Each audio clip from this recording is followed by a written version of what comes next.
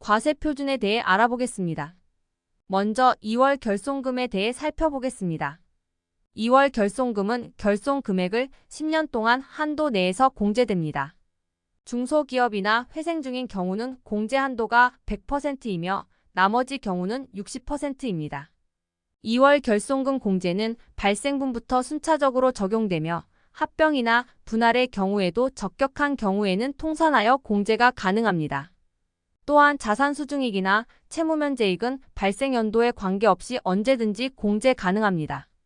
다만 추계 시에는 2월 결손금을 배제합니다. 결손금 소급 공제는 중소기업의 경우 가능하며 직전 연도에 납부한 세액에 대해 신고기한까지 신청하면 환급이 가능합니다.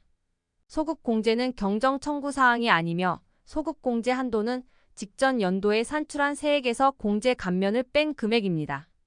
경정으로 결손금 감소, 중소기업이 아닌 경우 등 사후 관리하게 됩니다. 다음으로는 토지 등 양도소득에 대한 법인세를 살펴보겠습니다. 이는 부동산 투기 억제를 위한 목적으로 시행되는 제도입니다. 과세 대상은 주택, 별장, 비사업용 토지가 대상이며 상가 등 나머지는 법인세 결산서에 반영하게 됩니다. 세액은 양도 금액에서 장부가를 차감한 후에 10%를 적용합니다. 미등기 상태에서는 세율이 40%로 적용됩니다. 세액 공제에 대해 알아보겠습니다. 먼저 외국 납부세액 공제에 대해 살펴보겠습니다. 외국에서 지불한 소득세를 공제할 수 있는데 이는 직접 납부한 경우뿐만 아니라 외국에서 면제받은 금액도 공제 가능합니다. 또한 외국 자회사에서 받은 배당금 역시 외국 사업소득과 배당금의 비율을 고려하여 일부 법인세를 이미 납부한 것으로 간주하며 이를 공제합니다. 이러한 공제의 한도는 산출세액의 국외원천 소득 비율을 곱한 값을 적용합니다. 국외사업장이 2개 이상인 경우에는 구분하여 적용하며 공제 한도를 초과한 금액은 5년간 이월하여 사용할 수 있습니다. 추계의 경우에는 공제하지 않습니다. 다음으로는 재해손실세액 공제에 대해 알아보겠습니다.